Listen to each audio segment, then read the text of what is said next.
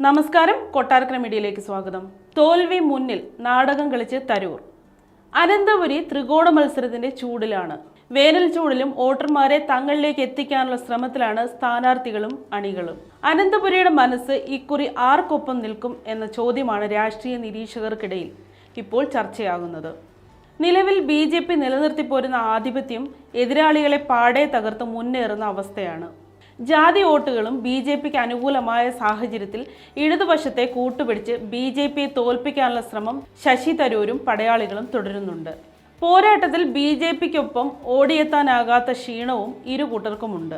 തനിക്കെതിരെ CPM നടത്തുന്ന പ്രചാരണത്തിന്റെ ഭാഗമായി ലഭിക്കുന്ന BJP വിരുദ്ധ വോട്ടുകൾ ഭിന്നിപ്പിച്ചാൽ ജയം ഉറപ്പാക്കാം എന്ന മുൻധാരണയും ഇക്കുറി ശശി തരൂരിനുണ്ട്. ഇക്കാര്യം അദ്ദേഹം എക്സിൽ കുറിക്കുകയും ചെയ്തു. ഇതെല്ലാം കണ്ട് ജനം മാറിയിരുന്ന് ചിരിക്കുകയാണ്.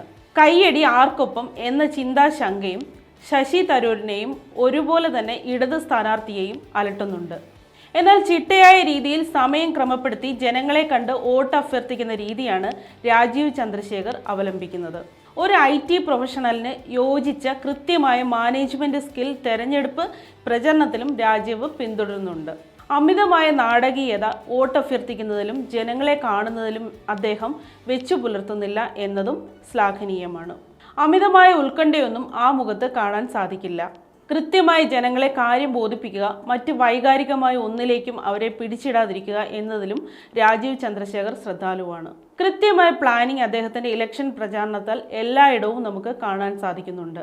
പരമ്പരാഗത കോൺഗ്രസ് വോട്ടുകൾ പോലും ഇക്കുറി BJPയിലേക്ക് ചെന്ന് ചേരുമോ എന്ന ഭയം തരൂരിനെ ഉറക്കം കെടുത്തുന്നുണ്ട്. 15 വർഷമായി തരൂരിന് മണ്ഡലത്തിൽ ഒന്നും ചെയ്യാനാകാത്തത് ജനങ്ങൾ തുറന്നു പറച്ചിൽ തുടങ്ങിയതും തരൂരിനെ വ്യക്തിപരമായി പരാജയ ഭീതിയിൽ ആഴ്ത്തുന്നുണ്ട്. മോദി നൽകിയില്ല എന്ന പതിവ് ശൈലി തരൂർ ഫോളോ ചെയ്യുന്നുണ്ടെങ്കിലും എന്തുകൊണ്ട് അത് വാങ്ങിച്ചെടുത്തില്ല? അതിനല്ലേ ഞങ്ങൾ വോട്ട് ചെയ്ത് ജയിപ്പിച്ചു വിടുന്നത് എന്ന ചോദ്യം ജനങ്ങൾ ചോദിക്കുന്നുണ്ട്.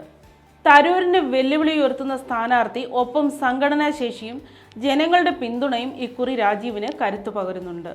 എന്നാൽ നാടകീയത എന്ന ഒന്ന് കൈമുതലായ വ്യക്തി എന്ന നിലയിൽ തരൂരും അവസാന നിമിഷം മുന്നിലെത്തുമോ എന്ന ഭയം BJP ക്യാമ്പിലുണ്ട്. ഇടത് വോട്ട് ഭിന്നിച്ചാൽ ജയം തനിക്കൊപ്പം എന്ന തരൂരിനെ മണ്ഡലം കടക്കാൻ തുണയാകുമോ എന്നത് നമുക്ക് കാത്തിരുന്ന് കാണാം.